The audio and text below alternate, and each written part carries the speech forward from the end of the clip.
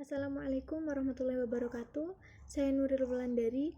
Saya mahasiswa semester 6 dari Institut Agama Islam Al-Qadiri Jember dengan nomor induk mahasiswa 2018 096011628. Di sini saya akan mempresentasikan sebuah makalah yang berjudul Perbandingan Komparatif, di mana makalah ini diampu oleh dosen Fikri Farihin MPDI.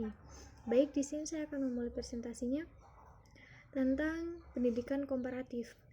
Bahwasanya secara etimologis pendidikan komparatif berasal dari kata pendidikan dan komparatif. Menurut Kamus Bahasa Inggris Oxford Learner's Pocket Dictionary, kata pendidikan diartikan sebagai pembelajaran dan pelatihan, atau education is introduction dan training. Sedangkan kata komparatif diartikan sebagai keadaan yang berkaitan dengan usaha membandingkan. Kata komparatif berasal dari kata kerja bahasa Inggris to compare atau membandingkan, atau kata benda comparison, perbandingan, sehingga komparatif diartikan sebagai sesuatu yang bersifat membandingkan. Oleh karena itu, pendidikan komparatif secara etimologi dimaksudkan sebagai ilmu yang mempelajari tata cara atau prosedur membandingkan dua atau lebih sistem pendidikan yang berbeda. Maka, tidak mengherankan bila istilah pendidikan komparatif sering diucapkan dengan istilah pendidikan perbandingan, karena keduanya memiliki pengertian yang sama.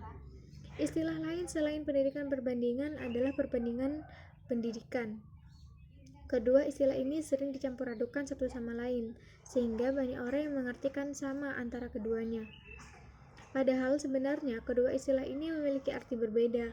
Pendidikan perbandingan merupakan ilmu yang mempelajari tata cara atau prosedur membandingkan dua atau lebih sistem pendidikan yang berbeda.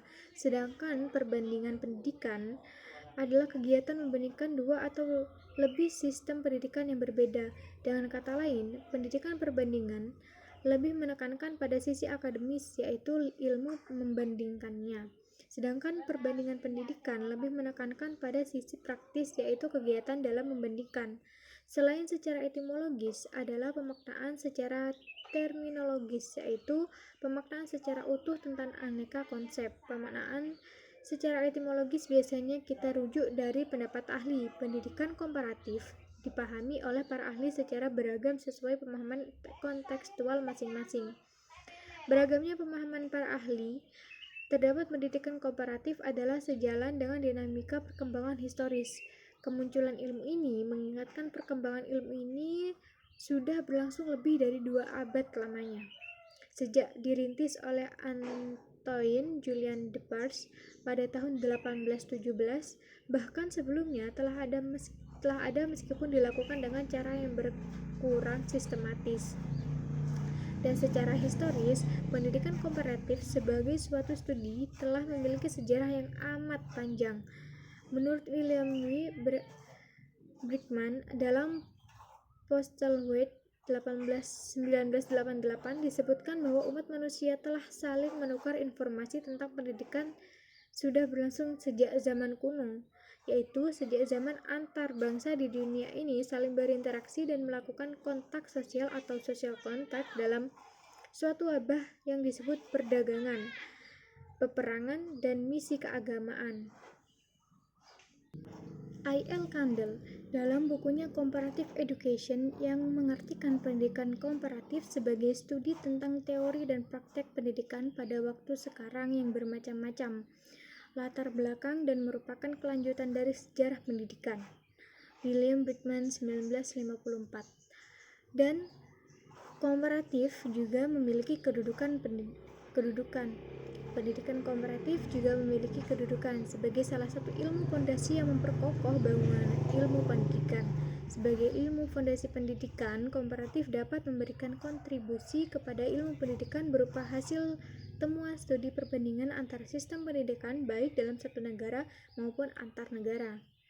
Dan studi pendidikan komparatif juga memiliki beberapa tujuan.